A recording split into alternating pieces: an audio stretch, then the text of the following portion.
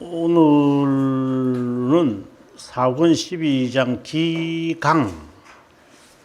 우리가 지난 시간에 사권 11장을 했는데, 이거는 사법권에 있는 기강을 우리가 강조했다면, 이제 12장은 이 내용을 이제 요약하는 거 읽어보면 우리가 정확하게 알게 되는데, 앞부분은 일반 신자를 구체적으로 이제 어떻게 징계하고 어떻게 처리하고 어떻게 절차를 밟아갈 거냐라고 하는 것, 그들의 바른 삶을 위하여 필요하지만 부드럽게 해야 되고 출교와 파문을 내리는 엄격주의에 빠지지 말아야 한다. 이는 로만 카톨릭이 그렇게 잘하니까. 그 다음에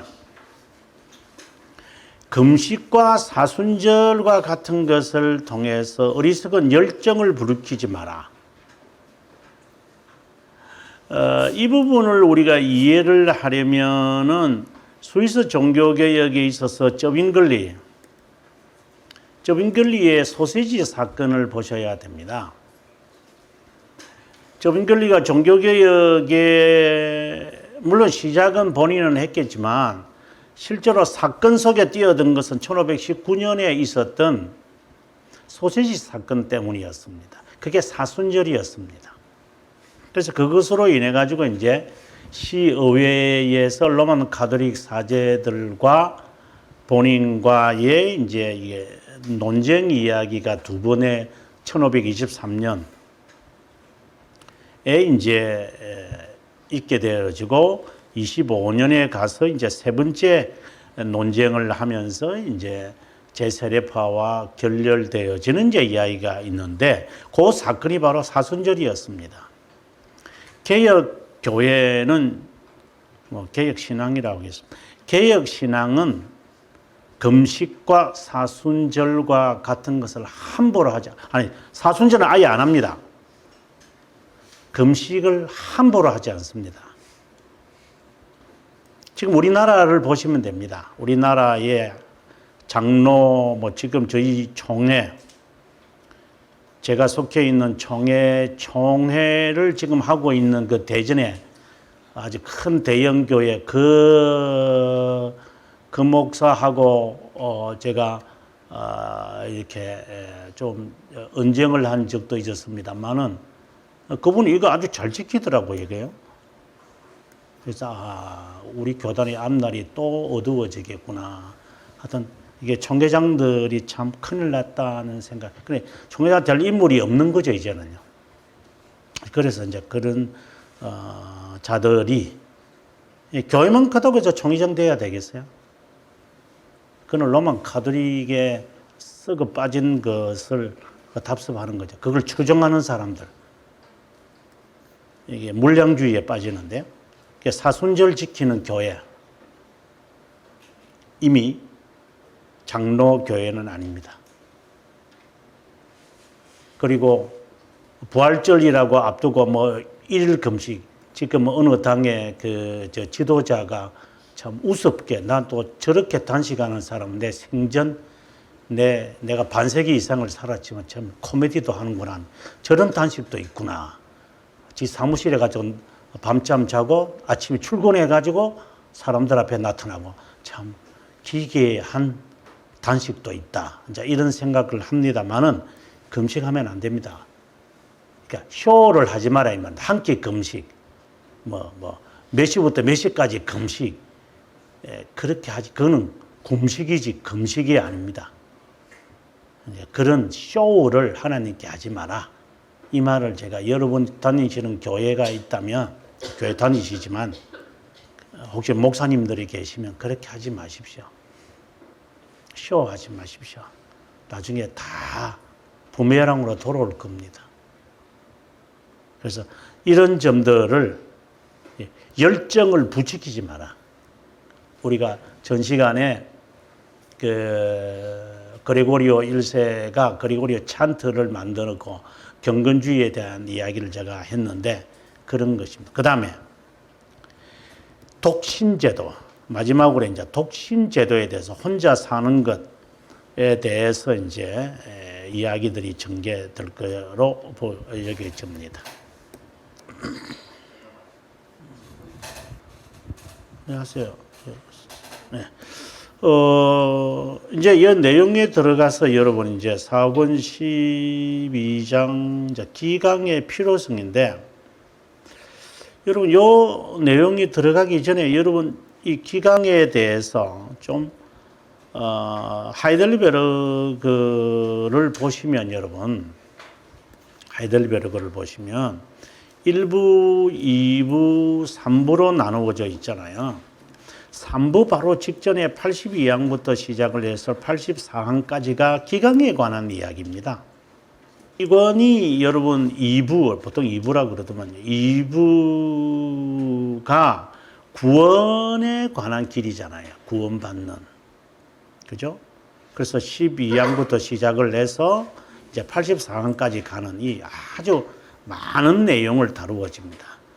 이걸 2부를, 물론 3부에 가서는 뭐 십계명이 나오고 주기도문 나오고 이렇게 내용이 끝나거든요. 근데 2부를 이렇게 밖으로 가서 이게 줌아웃을 해가지고 보면요,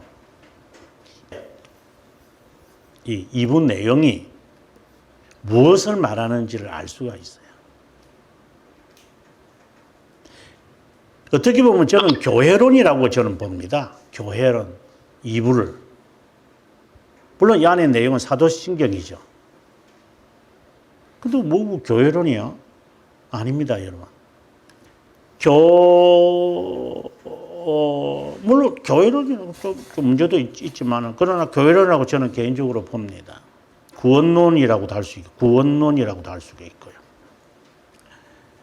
이 교회의 주님의 그 열쇠, 저는 이 교회론이라 하는 이유가 열쇠라는 측면인데, 열쇠가 두 가지잖아요. 하나는 복음 선포입니다. 또 하나는 기강입니다. 복음의 내용이 82문부터 84문에 나오는 전체, 그래 12문부터 시작을 해서 81문까지가 다 복음 내용입니다. 이게 예수 그리스도가 어떻게 인간이 되셨는지부터 시작해서 쭉 이야기가 이제 성찬까지가 80문까지 쫙 내려옵니다. 이게 사도신경의 내용인데 결국은 복음 진리에 관한 이야기입니다. 그리고 마지막에 기강을 이야기합니다. 그럼 신앙고백서는 어때요? 웨스트민스터 신앙고백서를 한번 보십시오. 제일 마지막에 종말론이 나옵니다. 33장에 최후의 만차, 최후의 심판이 나옵니다. 네. 그리고 그 위에 보면은 이제 교회 대회 총회 이런 내용이고, 그 위에가 전체기라고 해서 기강을 놓습니다. 이 기강이라고 하는 것은 우리 신앙의 고백에 교회가 하는 마지막 일입니다. 아주 중요합니다. 그래서 벨지카 29항에서는 참된 교회의 표지를 이제 기강으로 이야기합니다. 근데 칼빈은 그렇게 말을 안 해도 11장과 12장에서 이제 기강을 아주 강조합니다. 사권이 여러분 아다시피 교회론인데, 이 기강의 이야기를 하고 난 다음에 이제 서원 이야기하고 바로 성찬으로 가버립니다. 그래서 지금 교회 이야기를 계속 하는데, 교회가 해야 될 일에 복음만 아니라 복음을 지탱하고 보존하고 성도를 훈련시키는 그 일에 이 기강이 들어간다는 거예요. 근데 이 기강을 어떻게 할 것이냐 이게 문제죠.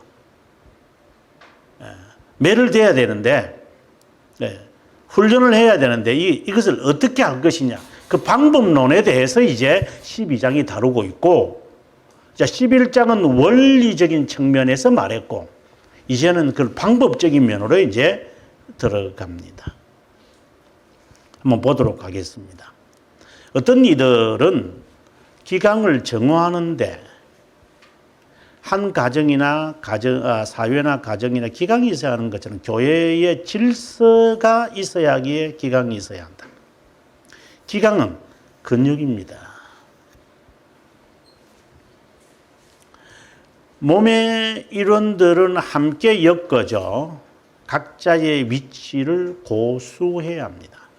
기강이 폐지되기를 바라는 모든 자는, 회복을 방해하는 자는 의도적이든 그렇지 않든 교회의 완전한 황폐를 의도하는 거지. 교회는 사랑인데, 그냥 그런 교회 망치는 사람입니다.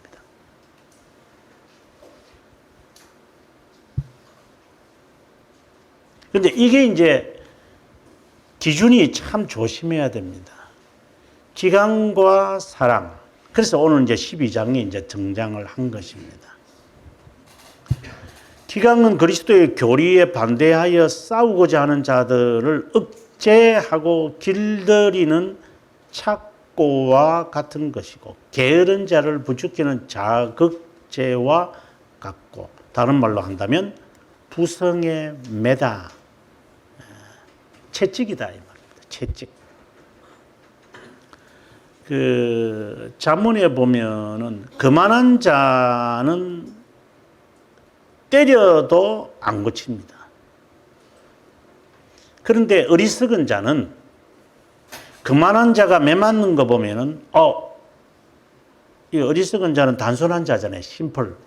그러니까 이 사람은 그럼 내가 저러면 안 되지. 이렇게 해서 고친다. 그러나 지혜로운 자는 매를 대지 않아도 그것에 해당되지 않습니다. 그래서 내가 지혜로운 자 같으면 기강이 필요 없어도 되는 사람입니다. 내가 기강이 필요하다면 나는 어리석은 자입니다. 기강이 필요 없다고 한다면 그거는 거만한 자입니다. 이게 잠언에서 이걸 반박하고 있는 거거든요. 그래서 매를 대는데 그 매가 왜 나한테 매를 때리는 거예요, 내가. 이렇게 반항을 하면 그건 거만한 자고, 그것을 딱 듣고 내가 더 이상 이제 진행하면 안 되지 하고 고치면 그 사람은 어리석은 자지만 명철한 자로 전환될 수 있는 가능성이 있는 자입니다. 더 좋은 것은 매를 안 맞고 안 해야 됩니다. 그게 지혜로운 자고 경건한 자입니다. 근데 우리가 어디에 속하는지 본인이 판단해야 됩니다. 그래서 이따금 부성의 매로 게으르고자 하는 사람, 쇠퇴하려고 하는 사람들을 훈계를 줘가지고 끄집어내야 합니다. 이게 복음의 메시지만을 가지고는 안 됩니다. 이제 우리는 어리석기 때문에 이런 기강이 있어가지고 근육을 보강해야 됩니다. 자, 그러면 어떻게 해야 되느냐? 이제 방법론에 들어갑니다. 첫째, 개인의 훈계입니다. 하지 마라. 거들먹거리며 행동한다면 버릇없는 사람들이 있습니다. 교회 안에. 완전히 정직하게 행동하지 않는다면 그럼 어떻게 됩니까? 교회 장로가, 저희 교회는 장로가 없으니까, 장로의, 목사가 장로와 목회를 두 개를 다 겸하니까 가서 하지 마라 합니다. 이제 이게 개인적 훈계입니다. 이렇게 개인적 훈계를 했는데 핑계대고 안 하고 이유되고 이라면 이 두 번 하죠, 또 세 번 하죠. 그래도 말을 안 들어요. 안 고쳐요, 이게. 그러면 그때는 공개적으로 해서 결국은 출교시켜 버려야 됩니다. 그거하고 사랑하고 무슨 관계가 있어요? 그게 사랑이죠.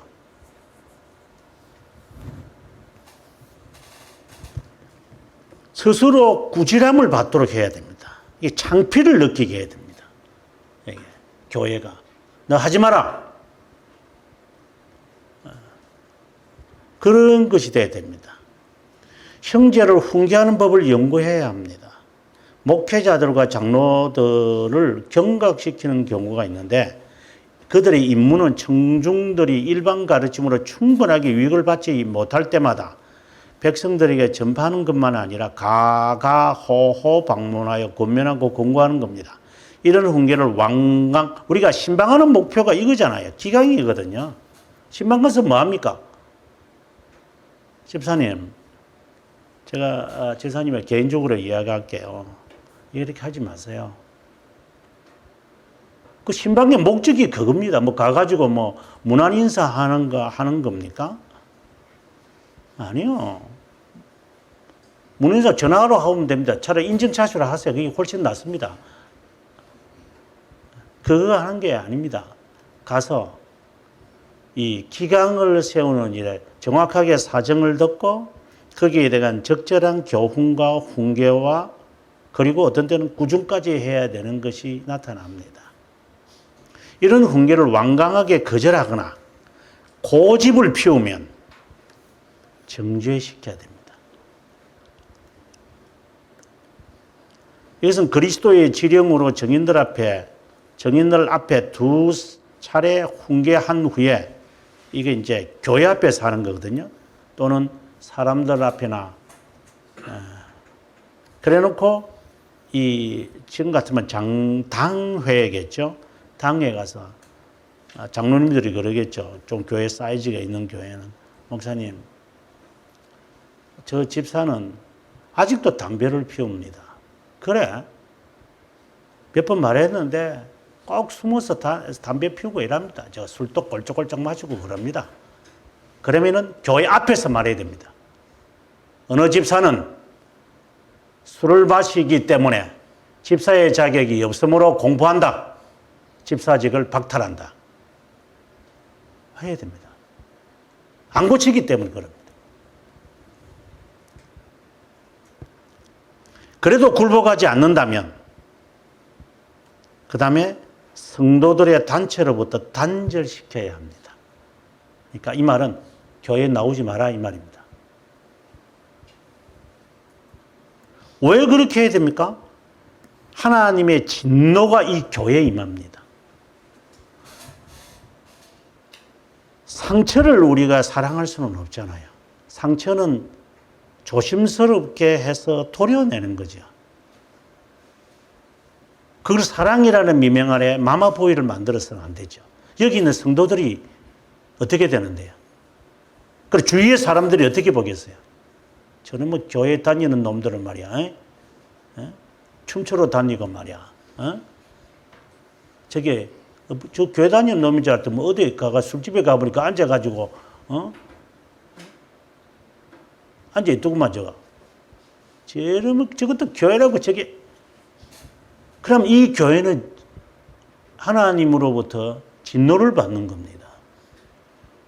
그래서 이 교회를 살리기 위해서 할 수밖에 없는 겁니다. 근데 이거는 원리입니다. 원리. 이제 이걸 어떻게 이제 행할 것이냐는 좀 더 자세하게 나오겠지만 원리를 지금 이야기하는 겁니다. 먼저 개인적인 거죠. 두 번째는 처음에 개인적으로 훈계할 때 한 두세 번 이야기합니다. 하지 마세요. 이거 나쁜 겁니다. 라고 이야기를 했는데도 안 고치면 그때는 공개적으로 고발해야 됩니다. 공개적으로 고발했는데도 창피를 느껴서 대체적으로 그렇게 말하면 그냥 지가 기분 나빠서 안 옵니다. 일반적으로 그렇습니다. 한국 교회는. 그냥 에이 그냥 일반 표현이 그거잖아요. 에이 그지 이래가지고 교회 뛰쳐나갑니다. 그럼 어쩔 수 없죠. 그건. 그래서 사람들이 못합니다. 그걸 사랑이라는 말을 합니다. 그건 사랑이 아닙니다. 방종입니다. 방임.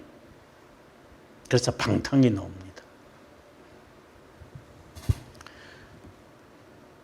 그리고 교회에서 말을 해서 듣지 않으면 그 다음 마지막 단계는 퇴출시키는 겁니다. 이 교회 나오지 마라. 너 신자 권한을 뺏겠다. 이제 이렇게 이제 되겠죠. 네, 4절에 보면 공개적 죄에 관해 바울이 디모데에게 준 교훈처럼 범죄한 자들을 모든 사람 앞에서 꾸짖어라. 그래서 나머지 사람들이 두려워하도록 해라. 입법적 과정은 주님께서 주신 단계를 따라 비밀적 오류를 수정하며, 그러니까 그 사람이 가지고 있는 그것을 수정하는 것이 목적입니다. 그리고 공개적으로 스캔들을 일으켰다면 공개적으로 교회 앞에서 이름을 밝히고 죄를 밝혀서 공개적으로 나와서 이걸 어떻게 잘못하면 이게 공산주의 인민재판인데, 이게 공산주의를 닮은 게 아니고 공산주의가 이걸 닮은 겁니다. 헷갈리지 마십시오, 여러분. 이거는 공동체이기 때문에 그렇습니다. 가정도 마찬가지지 않을까요? 개인적으로 아버지가 넌 동생한테 그래서가 안 되지, 너 언니한테 그러면 안 되지, 이렇게 하다가도 계속해서 그 동생이나 그 언니가 말을 안 들으면 안 되겠다. 두 명 딱 앉혀놓고 이제 이야기를 하죠. 그래야 되는 거잖아요. 안 고치면 개인적으로 했는데도 그것과 마찬가지. 그는 사랑하기 때문에 부모가 자녀한테 해야 될 의무입니다. 자녀 그러나 그걸 악용을 해가지고 이제 폭력을 가한다거나 이런 거 학대를 한다, 이러면 문제가 되죠. 그래서 그 기준이 참 어려움이 있습니다. 그걸 염두에 두면서 우리가 이걸 계속해서 갑시다. 그 다음에 두 번째가 있는데, 두 번째 조심해야 될 게 있는데, 이게 단순한 과실이냐 아니면은 이게 극악무도한 문제냐, 이게 습관적으로 하는 거냐, 이제 이겁니다. 이제 우리는 주님의 말씀을 따라 죄들을 처벌하는 교회의 영적 사법권이 건강을 위한 최선의 지지, 질서의 최선의 기반, 연합을 위한 최선의 끊임을 인식하기 시작합니다. 교회들이 이런 기강의 띠 없이도 오랫동안 지탱할 수 있다고 믿는 자들은 주님께서 필요하다고 예견하신 도움 없이 지낼 수 있다고 하는 것이므로 실수하는 겁니다. 그 다음에 넘어갑니다. 이것의 목적이 뭔가? 세 가지 목적이 있습니다. 세 가지입니다. 첫째, 하나님의 거룩한 교회가 사악하고 버림받는 자들의 결합인 것처럼 부끄럽고 파렴치한 삶을 살도록 하는 자들이 기독교인이라는 이름으로 그분이 모욕, 그리고 주님의 성찬을 모욕되지 않도록 주의를 기울여야 됩니다. 만약에 그렇다면 이거는 하면 안 됩니다. 그러니까 수찬 정지를 시켜라. 제일 간단한 방법이 수찬 정지시키는 겁니다. 그 수찬 정지라는 것은 일반적으로 교회에서 이제 뭐 1년에 한 번 하는 교회, 뭐 2번 하는 교회, 3번 이라니까 이게 별로 의미가 없죠. 하지만 이걸 여기서 수찬 정지라고 하는 것은 매주 했을 때, 격주로 했을 때, 적어도 한 달에 한 번 정도 했을 때, 그리고 사이즈가 조금 적은 교회는 이게 굉장히 치명적입니다. 그래서 장로라고 하는 사람이 이걸 이제 떡과 포도잔을 분배, 그리고 이게 분잔 이렇게 하게 될 때에, 나는 앉아가지고 이렇게 떡을 받거나 잔을 받는데 입에 사람은 못 받아요. 그러면 여기는 이 사람은 수잔 정지당한 사람이구나 하고 창피를 느끼게 될 거예요. 그렇잖아요. 근데 이 분병하거나 분잔하시는 이분이 누가 누군지를 모르니까 이게 또 문제라, 진짜 이게 또. 그러니까 문제가 문제를 낳아가지고, 그래서 또 이제 사회하시는, 점례하시는 목사님이 혹이나 여러분, 세례교인인데 분병 받지 못하신 분이 있으면 거수하시죠. 때려서 씁니다. 그러면 누가 손을 들면 가가지고 또 이렇게 하곤 합니다. 이제 아무튼 이 수찬 정지가 첫 번째 단계다. 이게 벌레를 때. 그 다음에 이제 죄인이 부끄러워하고 비열함을 회개하도록 하는데 목적이 있다. 두 번째 목적, 두 번째 목적죠. 예, 두 번째 목적. 옳은 과정에서 벗어나 방황하기 쉬우면 날뻔 실리로 미혹되기 쉽습니다. 적은 누룩이 온 덩어리를 퍼뜨리게 하는 것을 알지 못하느냐. 이제 이걸 경계하기 위한 겁니다. 그다음 세 번째에 와서 회개하게 하는 것이 아주 중요한 겁니다. 고집을 부렸을 자가 자신의 악행에 대한 징벌을 받고 매를 맞아 각성하여 유익을 얻도록 해야 됩니다. 교인들을 사탄에게 내어줬다고 하면서 영은 주 예수의 날에 구원을 얻게 하려 합니다. 비록 네가 교회에서는 구정을 들어도 네가 하나님 앞에서는 내침을 당하면 안 되지. 뭐 쉽게 말하면 그런 말입니다. 네가 우리 집에서는 네가 아버지에게 구정을 받아도 밖에 나가서 다른 사람에게서 네가 욕을 듣지는 마라. 너 때문에 내가 욕 듣는 거는 이해는 되지만 다른 사람이 하는 말, 대개 하는 말이 그 말이잖아요. 네 도대체 네가 네 애비한테 뭐 배웠으니? 이럴 때가 있어요. 네 가정교육이 어떻게 된 거야, 니? 이런 것도 하나 제대로 못 배우고 왔나? 이렇게 말할 때 자존심이 얼마나 상할 것이냐. 이런 건 집에서 배워야 할 거 아니야, 이런 거. 그거 사회 와서 가르쳐야 되나? 학교 와서 가르쳐야 되나? 직장 와서 가르쳐야 되나? 이건 기본적으로 집에서 배우고 사회에 진출하는 거 아니야? 그럼 너는 집에서 뭘 배워서 너 지금까지? 20년 동안, 30년 동안. 그럼 모르겠죠. 배운 게 없는데요? 그것처럼 하나님의 자녀가 하나님의 이름을 모독시키는 일은 해서는 안 되지. 그래서 이것을 위해서라도 교회는 성도를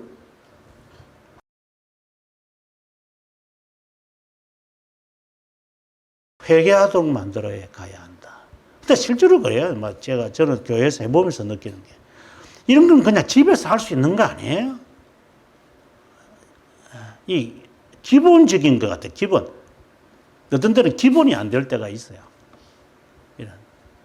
그래서 어떤 때는 제가 막 광고 시간에 가서 세게 제가 구정할 때가 있습니다만은 성도들한테 어떻게 보면 기본이 안 되는 것이 있어서 어떤 때는 그냥 제가 화가 날 때가 한두 번이 아닙니다.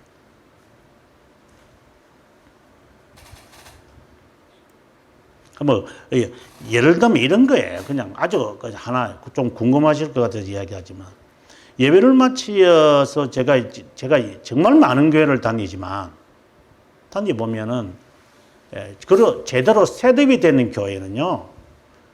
이제 목사님이 설교를 하고 이제 축복 기도하고 그다음에 이제 찬양대나 반주자가 이제 반주를 하는 동안에 우리는 이제 설교한 사람 사회는 앞에 걸어 나가요. 그럼 걸어 나갈 때까지 셋업이 제대로 된 교회는 기다려요. 그러다가 이제 목회자들이나 이제 교역자들이 문에 쪽에 서서 보통 인사를 하잖아요. 장로님들이나 교역자들이. 그럼 그거 이제 자리를 서시는 거 보고 이제 가면서 인사하고 가고 그래요. 이 부리장무리도 없는 것들이 있어요. 저는 많이 봤어요. 아니 이런 거는 집에서 배우는 거 아니에요? 아버지가 오셨다. 아버지가 출근하신다. 뭐 이런 거 하면 벌써 자녀가 어떻게 해야 돼요, 이거요? 이런 기본적인 것을 집에서 그러면 안 배우고 와니까 교회에 와가지고도 이제 그 짓을 하는 거예요, 이게. 그래서 저는 어떤 때 볼 때 참 이게 앞뒤가 안 맞는 이야기들이다. 이런 생각을 많이 하곤 합니다. 이거는 예절입니다. 이거는 예의와 이거는 외식이 아니라 인간관계에 있어서 예의와 예절입니다. 그래서 뭐 이제 앞에 있는 사람이 이제 예를 들어서 목사님이 일어서서 이제 나가시면 이제 앞에 있는 사람이 예를 들어서 나가서 서로 인사하고 뒤에 앉아 있는 사람들은 이제 늦게 오신 분들이 주로 이제 그러면 서로 이제 앞에 있는 사람들이 나가면서 아우 지사님 오셨네, 아우 장로님 권사님, 아우 어디 있는지 몰랐어, 이렇게 또 하면서 서로 오손도손하게 이야기하면서 설교자와 사회자가 나갈 때까지 서로 인사하면서 하지. 이걸 안 하니까 이제 설교하기 전에 이제 목사님들이 이제 말씀 듣기 전에 서로 인사합시다. 아우 진짜 유치한 거 아니에요? 그 지금 예배 시간이 무슨 그런 말을 해야 돼요? 그는 예배를 마치고 난 다음에 해도 될 문제를, 이 버릇들이 없으니까 설교하기 전에 이제 할 수밖에 없는, 참, 더 이상 뭐 말을 안 하겠습니다만, 이것은 가정에서 이미 만들어져 있어라. 믿는 가정이든 안 믿는 가정이든 그 정도는 하는 거잖아요. 그리고 그것이 교회 와야 돼요. 근데 교회 와서 그렇게 안 하니 이건 꾸짖어야죠. 그 다음에 교회가 사법권 기강의 이 부분을 어떻게 집행하는지를 한번 살펴보겠습니다. 먼저 일부적인 것은 공개적이고 또 다른 것은 개인적이고 비밀적인 것이 있습니다. 공개적인 죄들은 한 명, 두 명의 정인 앞에서라기보다 교회 앞에서 범한 것이기 때문에, 교회 이름을 먹칠한 것이기 때문에 교회 앞에서 해야 됩니다. 비밀적이라 하면 인간에게 숨겨진 것을 말하기보다 정인이 있고 공개적이지 않은 중간 종류의 죄들이라고 할 수 있습니다. 첫 번째, 여기 이제 공개적인 거죠. 그리스도께서 열거하신 다른 단계들을 요구하지 않지만 어떤 종류의 죄가 일어나면 교회는 그것을 범한 자를 소환하여 잘못에 따라 수정하여 교회 임무를 수행해야 하도록 해야 합니다. 두 번째 부류는 그리스도의 규율에 따라 명령 불복종이 아니면 교회 앞에 오게 하지 않아도 됩니다. 범죄를 인정하면, 경범죄의 경우에는 그냥 구정하는 것으로 그냥 끝내면 됩니다. 구정하는 거로.